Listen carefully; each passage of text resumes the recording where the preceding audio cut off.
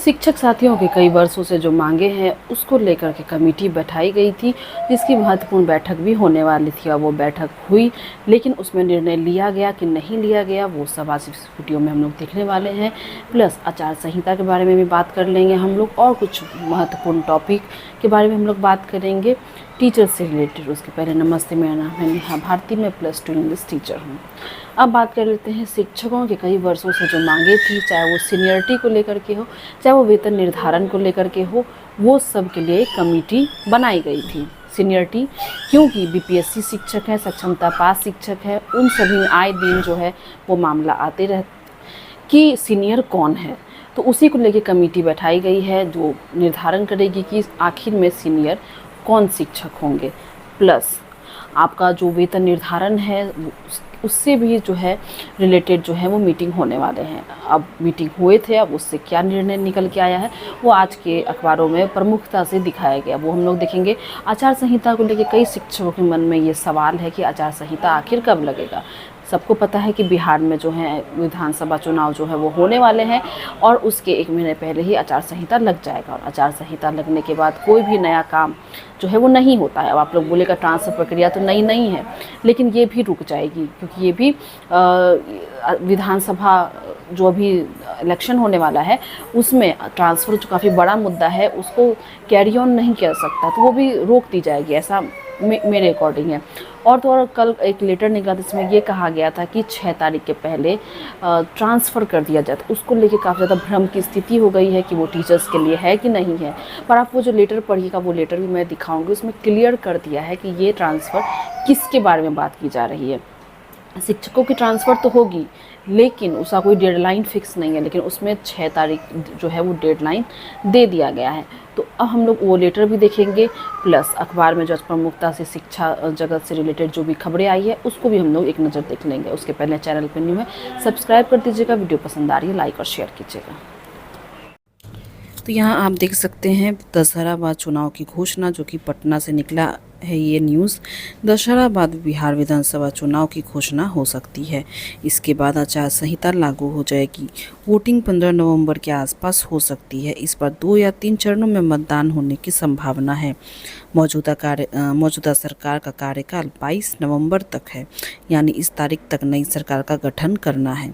अब यहाँ पे मेन चीज़ जो है वो जो हम लोग देखेंगे, यहाँ पे तो एक चीज़ हम लोग को क्लियर हो गया कि दशहरा के बाद चुनाव की घोषणा होगी और जो है आपका आचार संहिता लगेगी। अब यहाँ पे जो कि लेटर है जिसमें भ्रम की स्थिति हो गई है उसको देख लेते हैं। ये लेटर आपको निकला था बिहार सरकार निर्वाचन विभाग से। प्रेषक थे इनके विनोद सिंह गुंजियाल, जो मुख्य निर्वाचन पदाधिकारी बिहार हैं। इन्होंने सेवा में लिखा मुख्य सचिव बिहार, पुलिस महानिदेशक बिहार, सभी अपर मुख्य सचिव बिहार, विकास आयुक्त बिहार, सभी प्रधान सचिव बिहार, सभी सचिव बिहार, सभी विभागाध्यक्ष बिहार।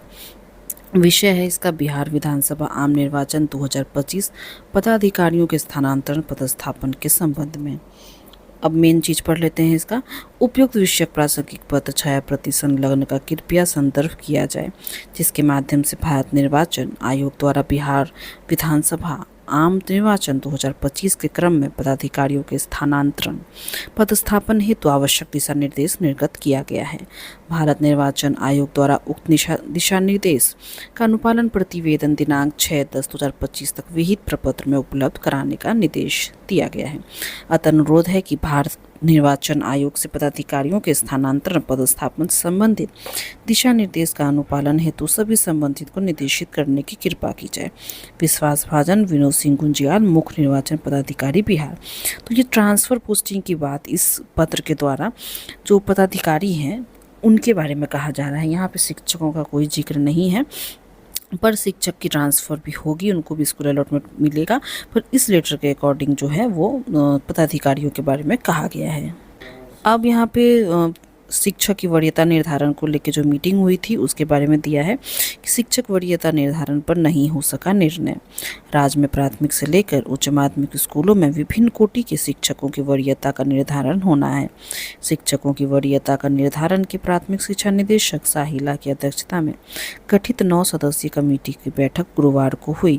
इसमें कोई निर्णय नहीं हो सका। तय किया गया कि इस मामले पर कमेटी की अगली बैठक 10 अक्टूबर को होगी। यहाँ ध्यान देने वाली बात है थर्सडे को जो 9 सदस्यीय कमेटी की बैठक हुई उसमें कोई निर्णय नहीं लिया गया है और अगली बैठक जो है वो आपका 10 अक्टूबर को होगा। इस कमेटी की रिपोर्ट के आधार पर ही शिक्षकों की सेवा निरंतरता पर सरकार अंतिम निर्णय लेगी। यह कमेटी शिक्षक, प्रधान शिक्षक और प्रधानाध्यापक नियुक्ति नियमावली का अध्ययन कर रही है। बैठक में शिक्षा विभाग के जो भी वरीय अधिकारी सब हैं वो सब भी मौजूद थे। देखते हैं आगे और क्या कुछ होता है इसमें। चैनल पे न्यू है, सब्सक्राइब कर दीजिएगा। वीडियो पसंद आ रही है लाइक और शेयर कीजिएगा। आई होप कि आज की वीडियो आपको काफ़ी ज़्यादा इन्फॉर्मेटिव लगी होगी। अगर वीडियो पसंद आ रहा है चैनल को सब्सक्राइब कर दीजिएगा, वीडियो को लाइक और शेयर कीजिएगा। मिलते हैं अगले वीडियो में। नमस्ते।